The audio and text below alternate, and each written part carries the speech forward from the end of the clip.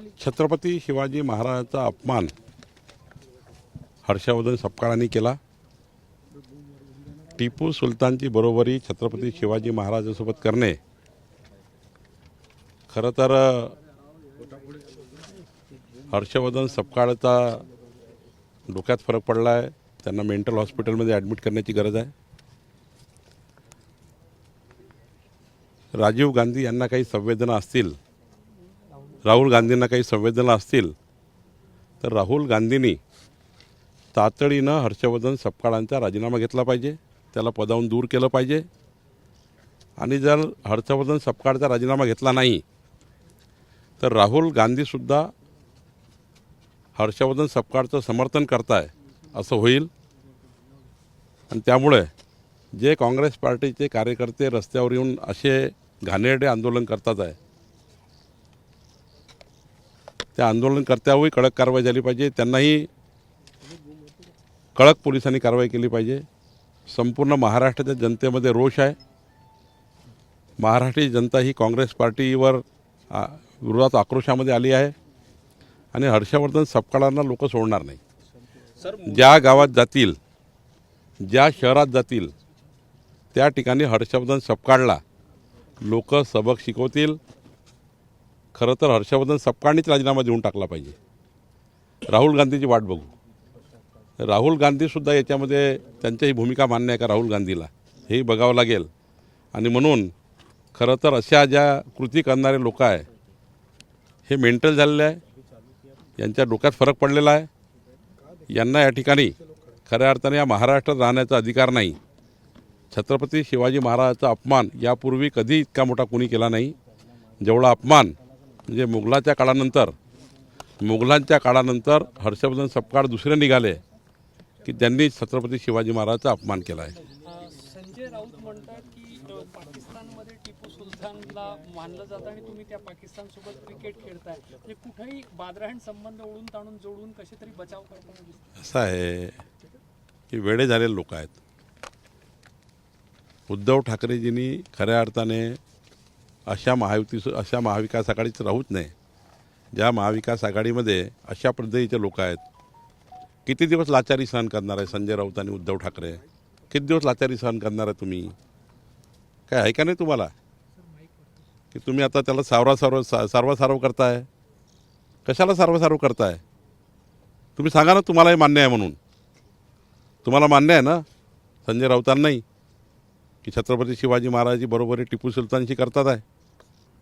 इतकी लाचारी महाविकास आघाडी टिकवण्याकरता निघालं पाहिजे बाहेर उद्धव ठाकरेजींनी. स्वातंत्र्यवीर सावरकरांचा अपमान, छत्रपती शिवाजी महाराजांचा अपमान किती दिवस तुम्ही सहन करणार आहे? आणि त्यामुळं ही फार वाईट घटना आहे. हर्षवर्धन सपकाळांना जनता सबक शिकवेल आणि राहुल गांधीची मी वाट बघणार आहे. राहुल गांधींनी पुढच्या 3 दिवसामध्ये हर्षवर्धन सपकाळाचा राजीनामा घेतला पाहिजे. सर, मुलुंड मेट्रोमध्ये अपघात झालेल्या व्यक्तीला 5 लाखाची मदत करण्यात आली तर कंत्राटदाराला 5 कोटी रुपयाचा दंड ठोठावण्यात आला. चूक असेल तर नाही, बरोबर आहे. अशा पद्धतीचे काम करणे ज्याच्यात लोकांचे जीव जाईल.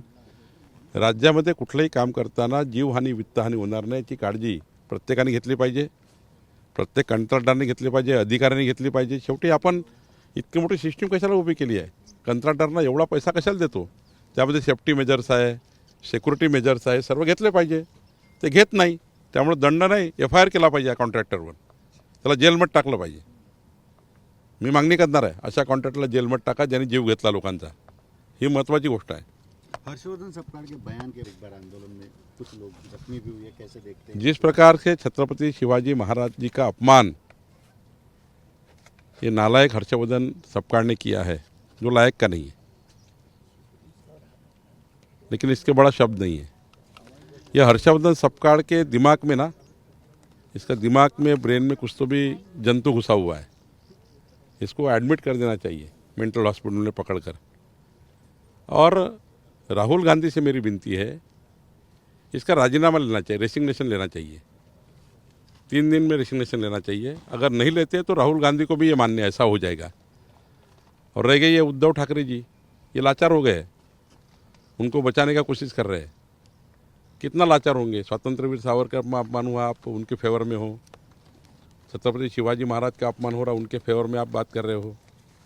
महाविकास आघाड़ी के लिए आप इतना बचाने के लिए काम कर रहे हो। राजनीति एक तरफ है, लेकिन इस प्रकार की राजनीति, घटिया राजनीति वो कर रहे हैं।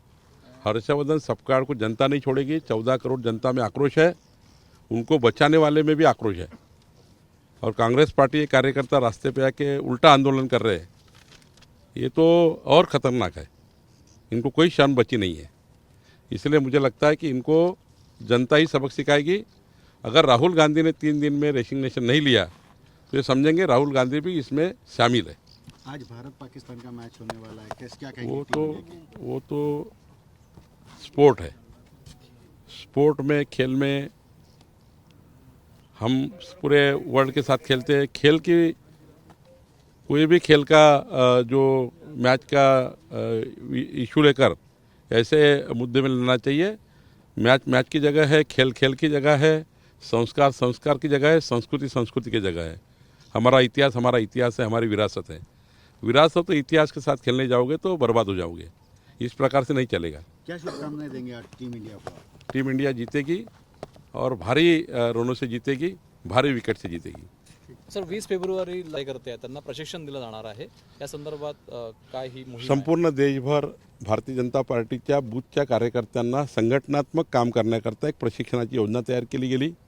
त्या योजनेच्या माध्यमातून आमचा कार्यकर्ता हा काम करताना सरकार आणि संघटनेच्या माध्यमातून समाजाच्या शेवटच्या व्यक्तीला कसं न्याय देता येईल याचाही आपण काम करतो आहे। 1.5 कोटी सदस्य संख्या असलेली भाजप आहे, 1 लाखाच्या वर सक्रिय सदस्यता असलेली भाजप आहे।